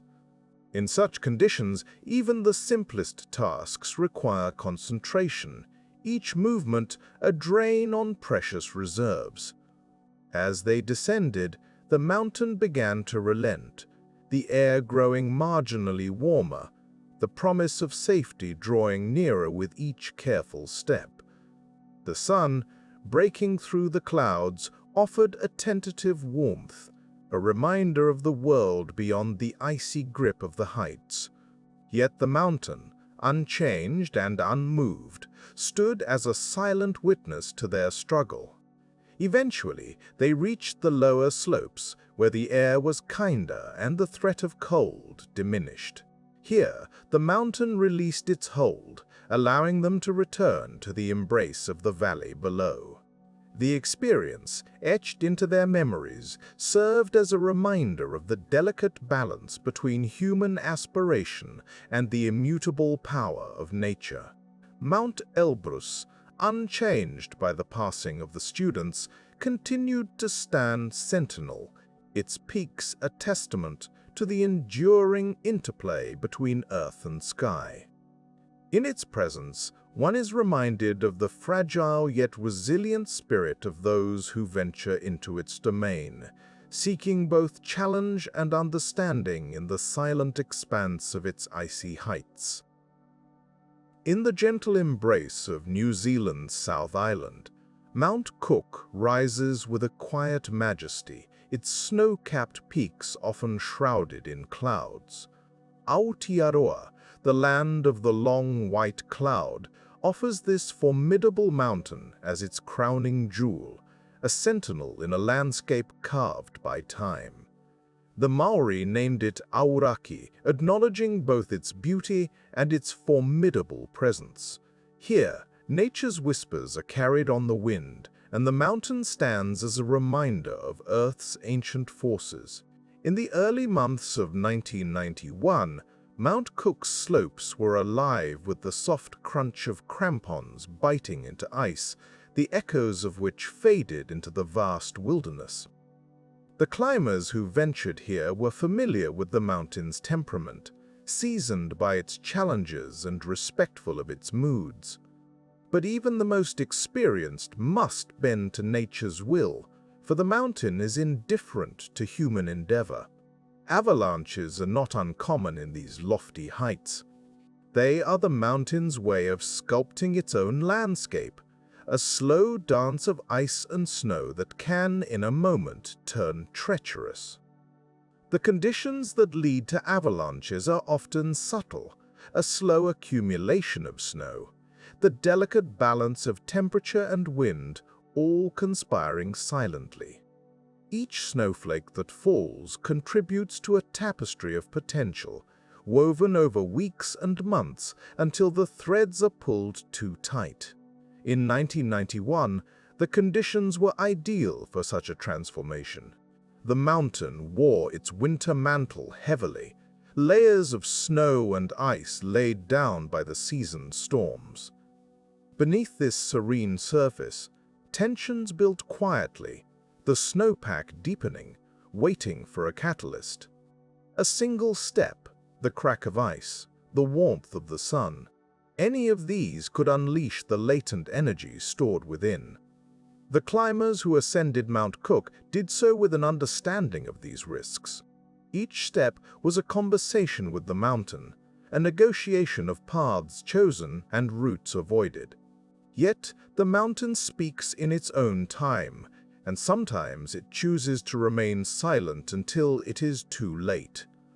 On that fateful day, the mountain decided to speak.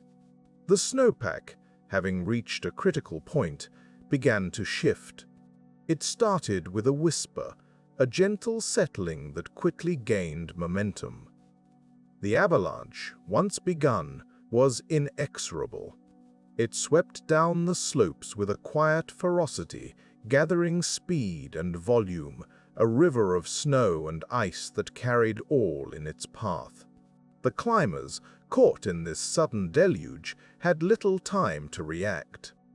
Experience serves well when the mountain is predictable, but here, amidst the chaos of cascading snow, it becomes a test of instinct and fortitude. The avalanche moved swiftly, leaving little room for escape or shelter. In these moments, nature's power is laid bare, humbling in its disregard for human presence. As the snow settled, a hush fell over the mountain. The climbers, once vibrant against the white backdrop, were still.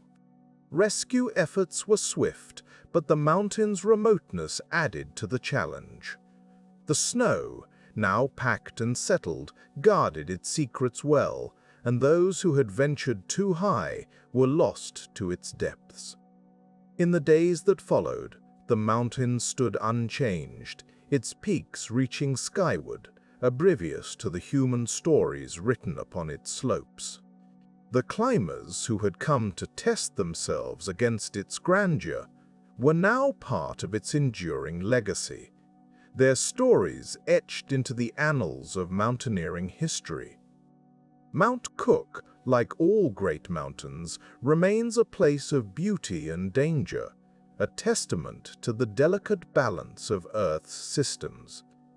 Its slopes are a reminder that nature's rhythms are both patient and profound, and that in the dance of ice and rock, humans are but fleeting participants. As the seasons turned, the snow on Mount Cook melted, replenished by fresh falls, the cycle beginning anew. The mountain continues to stand as a silent guardian, watching over the land, its lessons whispered to those who will listen. And while the climbers of 1991 have found their place among the stars, their journey inspires a quiet respect for the power and majesty of the natural world. In the serene landscape of the Alps, the Matterhorn stands as a solitary sentinel, its peak piercing the sky at 4,478 meters. This mountain, with its near-perfect pyramid form, has long attracted those who seek to conquer its heights, a challenge that blends the allure of adventure with the unforgiving nature of alpine terrain. In 1865, the Matterhorn was the last great alpine peak to remain unclimbed, a testament to its formidable presence and the difficulty it posed to even the most experienced mountaineers of the era. Edward Whymper, a young British artist and mountaineer, was among the first to set his sights on the Matterhorn. At the time, alpine climbing was evolving from a leisurely pursuit for the wealthy into a more organized and daring endeavor. Whymper, driven by a combination of ambition and a desire for discovery, organized a team that included renowned guides and climbers. The ascent was not merely a physical challenge, but also an exploration of human perseverance against nature's immutable forces. The climb began from the Swiss village of Zermatt, a place nestled in the valley with views that stretched upward to the daunting rock faces and icy ridges. The journey to the summit was one of careful planning and calculated risks. The climbers navigated steep ice fields and precarious rock ledges, each step requiring meticulous attention. The ascent, though arduous, was marked by a sense of anticipation, as the team neared what had been deemed insurmountable. On the 14th of July, 1865, Whymper and his team reached the summit. The triumph was a moment of profound silence and reflection, where the vastness of the world below lay spread out like a tapestry, and the horizon seemed to stretch infinitely. The air, thin and crisp, carried with it the sense of accomplishment that comes from overcoming nature's challenges. Yet, as is often the case in the mountains, success was but a fleeting moment, overshadowed by the descent that lay ahead. The journey down would test not just their physical endurance, but also their resolve and unity as a team. The descent commenced under clear skies, with the climbers tethered together by a rope, a lifeline that connected them in both purpose and fate. As they began to navigate the treacherous path back to safety, the mountain, indifferent to human ambitions, reminded them of its unpredictability. The group moved cautiously, aware of the loose rocks and slippery snow that lay beneath their feet. It was during this descent that tragedy unfolded. A slip from one member of the team set off a chain reaction, a fall that tumbled into calamity. The rope that bound them, once a symbol of unity and mutual support, now became a line of peril. In an instant, 4 climbers were lost, their lives claimed by the unforgiving nature of the mountain. The survivors, including Whymper, were left to grapple with the suddenness of the event. This disaster on the Matterhorn became a pivotal moment in the history of mountaineering. It highlighted the delicate balance between human ambition and the forces of nature. The events of that day also brought to light the need for greater caution and respect for the mountains, shaping the ethics and practices of alpine climbing for generations to come. The loss on the Matterhorn served as a somber reminder that the mountains, while offering a path to discovery and achievement, demand respect and humility. The climbers who perished were memorialized not only in history, but in the collective consciousness of those who would follow in their footsteps. The lessons learned from this tragedy became an integral part of the mountaineering ethos, stressing the importance of safety, preparation, and the understanding that nature's majesty is matched by its indifference. In the years that followed, the Matterhorn continued to be a beacon for climbers, its slopes traversed by those who sought to test their limits. Yet, each ascent carried with it the memory of Whymper's climb, a tale of triumph intertwined with tragedy. The mountain, unchanging and eternal, stands as a testament to the enduring spirit of exploration, where each journey is a step into the unknown, guided by the lessons of those who came before. The legacy of the 1865 climb endures in the stories told among mountaineers, in the quiet moments before a climb begins, and in the careful preparation that precedes each attempt. The Matterhorn, with its stark silhouette against the sky, remains a symbol of the delicate dance between human aspiration and the natural world's formidable beauty. As climbers continue to seek the summit, they are reminded of the mountain's history, a narrative etched into its ridges and faces, whispering of the past as they carve new paths into its ancient stone. In the vast expanse of the Alaskan wilderness, Denali rises with a quiet majesty, its peak often hidden among the whispers of clouds. Known for its formidable height and harsh conditions, this mountain stands as a testament to nature's indifferent beauty. It is here, in 1967, that a group of climbers found themselves at the mercy of elements beyond their control, a story etched in the icy crevices of this towering peak. As the sun cast its pale light over the snow-laden slopes, a small plane attempted a landing on Denali, carrying climbers eager to embrace the challenges ahead. The landing was meant to be routine, a brief pause before these adventurers set forth on their ascent. Yet, in the thin air, where every movement is magnified by the altitude, even the simplest actions demand precision. The plane, buffeted by unpredictable winds, faltered, and in an instant it had crashed. This was no ordinary crash, for it occurred high upon the mountain, where the air is thin and the cold bites with a relentless ferocity. The climbers, now stranded, faced a stark reality. Denali, with its icy slopes and unpredictable weather, offered no comfort. Here, survival became a test of endurance, both physical and mental. The Arctic conditions were unyielding. Temperatures plummeted, and the wind howled through the crevices, a constant reminder of their isolation. Time stretched languidly, each moment a struggle against the numbing cold.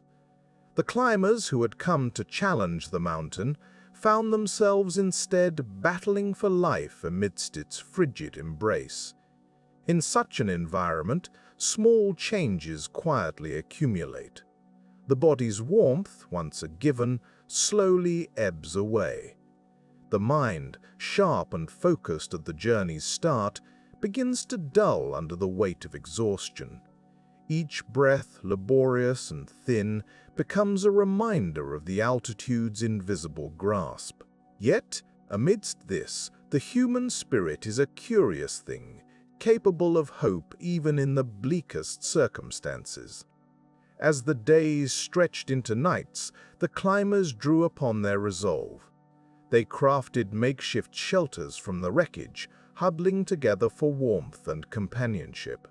In the vast silence of the mountain, even the faintest sound, the crunch of snow, the whisper of wind, became a lifeline to the world beyond their icy confines. Rescue efforts, hindered by the mountain's capricious weather, unfolded slowly. The world below, informed of the crash, held its breath as teams of rescuers battled their way upward, each step a testament to the human will to save and be saved. Denali, in its silent watch, bore witness to this dance of survival against the odds. Meanwhile, the climbers, cocooned in their fragile refuge, continued their vigil. Food supplies, once ample, dwindled.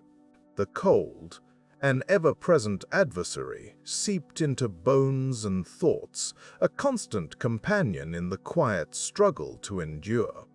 In such conditions, the line between hope and despair is thin, yet it is here that the resilience of the human spirit shines brightest.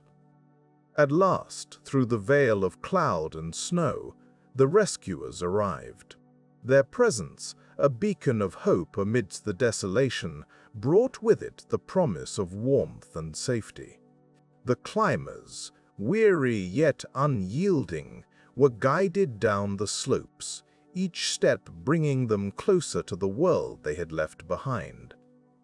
The mountain, indifferent to their plight, remained as it had always been, its peaks and valleys untouched by the drama that had unfolded upon its slopes. In the quiet aftermath, the story of Denali's 1967 ordeal became part of the mountain's lore, a testament to the unpredictable nature of high-altitude adventure. It is a reminder of how, in such environments, the margin for error is slim and the consequences of missteps can be profound. Yet, from these experiences, lessons are drawn. The climbers, survivors of the ordeal, carried with them a deeper understanding of the mountain's power and the resilience required to face its challenges. For those who look to Denali, the story serves as both a caution and an inspiration, a reminder of nature's beauty and indifference. And so, Denali stands, its peak often shrouded in clouds, a silent observer of countless stories yet to unfold. Each climber who approaches its slopes carries with them the legacy of those who have come before, their stories woven into the tapestry of this majestic mountain. In the stillness of the Arctic air, time moves slowly, and the mountain waits, as it always has, for those who dare to test their mettle against its ancient icy heart. Mount Fuji, an iconic symbol of Japan, stands majestically with its near-perfect symmetry against the sky. To many, it is a place of spiritual significance and natural beauty. Its slopes, gentle in appearance, have inspired countless artists and poets. But beneath this serene exterior lies a reality that is far from benign, especially in the cold embrace of winter. As the seasons change and the warmth of summer fades, Mount Fuji transforms. Snow blankets its slopes, and the temperatures plummet. The wind becomes a relentless force, sweeping across the mountain with icy precision. Despite these conditions, Fuji continues to beckon climbers and adventurers, drawn by its allure and the promise of a unique experience. Yet, for those who venture unprepared, the mountain can be unforgiving. The winter months on Mount Fuji present a stark contrast to the bustling activity of summer. The trails, once alive with the sounds of climbers and pilgrims, fall silent. Visibility can become severely limited as snowstorms sweep in without warning. The mountain, in its winter cloak, demands respect and caution. For those unfamiliar with such environments, every step can be fraught with unseen dangers. The accumulation of snow on Fuji's slopes is deceptive. What appears as a soft, inviting blanket can conceal ice beneath, making footing treacherous. The mountain's weather is notoriously unpredictable. A clear day can swiftly turn into a blizzard, catching climbers off guard. In these conditions, even simple tasks become challenging. The cold seeps into bones, numbing fingers and clouding judgment. Navigation becomes a test of skill, with landmarks hidden beneath layers of snow. Over the years, the quiet accumulation of fatalities during winter ascents has painted a somber picture. Each incident, while isolated, adds to a pattern that highlights the mountain's hidden perils. The reasons are varied: sudden changes in weather, inadequate preparation, and the underestimation of Fuji's winter severity. The mountain does not discriminate between novice and experienced climbers. It requires a deep understanding of its nature. In the solitude of winter, help can be slow to arrive. The mountain's remote areas are difficult to access, and in severe weather, rescue operations are fraught with their own risks. The cold, relentless, and indifferent can quickly sap the strength of those who find themselves stranded. Without the right equipment or knowledge, survival becomes a delicate balance against time.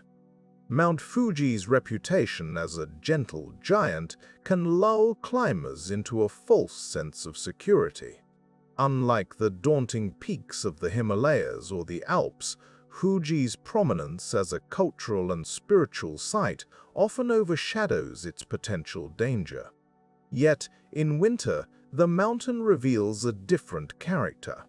It demands a respect that goes beyond its aesthetic appeal, requiring those who seek its summit to approach with humility and preparedness.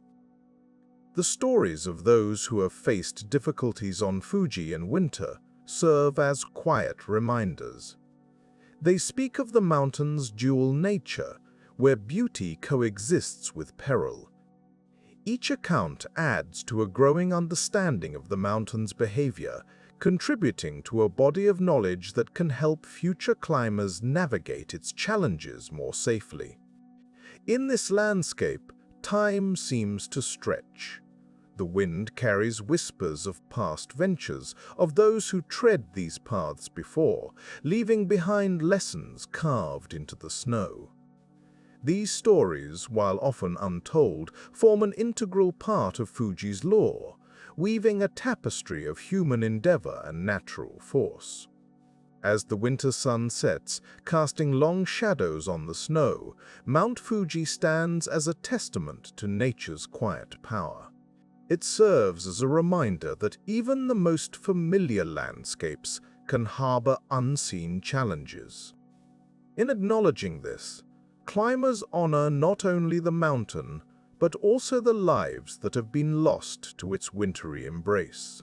With each ascent, the mountain teaches patience, respect, and the value of preparedness, echoing these lessons across its silent, snow-covered slopes. In the vast expanse of the Himalayas, a realm of sky-touching peaks and ancient ice, the Khumbu Icefall stands as a silent sentinel. It is a place where the mountain breathes, shifting and groaning under the weight of its icy burden. Here, nature's slow dance is both beautiful and perilous, a reminder of the delicate balance that defines high-altitude environments. The icefall is a labyrinth of towering seracs and deep crevasses, a frozen river that flows with the glacier's imperceptible pace. It is a place where time seems to stand still, yet it is constantly in motion, a paradox of nature's making. In the spring of 2014, the Khumbu Icefall was the stage for a quiet tragedy that would echo far beyond the mountain's icy confines. A group of Sherpa guides, experienced and resilient, set out early one morning to prepare the route for climbers eager to reach the summit of Everest. For them, the icefall was a familiar adversary, one they had navigated countless times before. Yet, on this day, the mountain had its own plans, and the balance that had held for so long tipped quietly out of favor. The Sherpas, with their deep knowledge of the mountain, moved with precision and care. Each step was measured, every sound from the ice listened to with keen attention. But the icefall, ever unpredictable, harbored a tension beneath its surface, a quiet accumulation of forces unseen. As the sun rose higher, warming the frozen landscape, the ice began to shift more rapidly. What was once stable became treacherous, and the mountain's slow-motion release of energy found its mark. Without warning, a large serac broke free, cascading down with a roar that shattered the morning calm. The avalanche swept through the climbing route, leaving little time for those in its path to react. The Sherpa guides, caught in this sudden deluge of ice and snow, had no chance against the mountain's immense force. In mere moments, the icefall claimed 16 lives, a somber testament to the fragility of human endeavor in such an unforgiving place.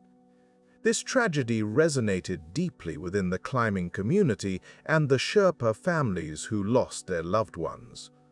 The Sherpas, integral to the success of countless expeditions, are the unsung heroes of the Himalayas. Their expertise and strength are matched only by their humility and resilience. Yet, the risks they face are often disproportionate to the rewards, a fact laid bare by the events of that fateful day. In the aftermath, there was a quiet reckoning. The safety of the Sherpa guides and the ethics of Everest expeditions were brought to the forefront of discussions. Questions about the commercialization of the mountain and the responsibilities of climbers and expedition organizers were examined with renewed urgency. The tragedy in the icefall became a catalyst for change, prompting a re-evaluation of how the world's highest peak is approached and respected. The Khumbu Icefall remains, as it always has, a place of profound beauty and danger. It is a reminder of the mountain's power, a landscape shaped by forces far beyond human control. As the ice continues its slow journey downward, the lessons learned from the spring of 2014 linger, shaping the future of mountaineering on Everest. The Sherpas, with their enduring spirit, remain at the heart of this story. Their resilience, a testament to the strength found in community and tradition. In this unfolding narrative of man and mountain, the Khumbu Icefall stands as both a challenge and a warning. It is a place where the slow rhythms of nature hold sway, where each moment is a gift and the past whispers its lessons to those who listen. Here, on the world's highest peaks, the balance between aspiration and humility is as delicate as the ice itself, a balance that must be honored if we are to tread these heights with respect and care. In the vast and serene expanse of the Himalayas, Mount Everest rises with a silent majesty, its snow-clad peak piercing the sky. It stands not only as the tallest mountain on Earth, but also as a testament to nature's unyielding power. While climbers often fix their gaze on the summit, the journey begins at base camp, a place of preparation and anticipation. Here, beneath the towering facade of the world's highest mountain, life is a blend of routine and waiting. Tents dot the landscape, a temporary village nestled in the shadow of the great peak. On a typical day, the air at base camp is filled with a calm sense of purpose. Climbers acclimatize, their bodies adjusting gradually to the thinning air. The rhythm of life is dictated by the mountain's whims, with weather forecasts and oxygen levels guiding decisions. Yet, even at this lower elevation, the mountain's presence is palpable, a reminder of the unpredictable forces at play in this remote corner of the world. In April 2015, the tranquility of Everest's base camp was abruptly shattered. On the morning of the 25th, a powerful earthquake rippled through the region, its epicenter deep in the heart of Nepal. The ground trembled, a reminder of the immense geological forces shaping the Earth. Mountains that had stood silently for millennia suddenly shifted, and with them came the unleashed fury of nature. The earthquake sent shockwaves across the land, and Everest was not immune to its reach. The mountain's response was swift and unforgiving. An avalanche, born from the mountain's upper reaches, thundered downwards with a force that defied comprehension. Snow and ice, loosened by the tremor, cascaded towards base camp, gathering speed and debris as they descended. For those at base camp, the world transformed in an instant. The familiar landscape was obscured by a wall of white, the sound of the avalanche, a deafening roar that drowned out all else. In moments, the serenity of the camp was replaced by chaos and urgency. Tents were buried, and climbers caught off guard found themselves in a struggle for survival. Despite being at the base of the mountain, the dangers of Everest were laid bare. The avalanche reached areas once thought safe, illustrating how vulnerability exists even at the foot of such a colossal formation. The power of the mountain, coupled with the seismic activity, demonstrated that no part of Everest is without risk. In the aftermath, the scene was one of stark devastation.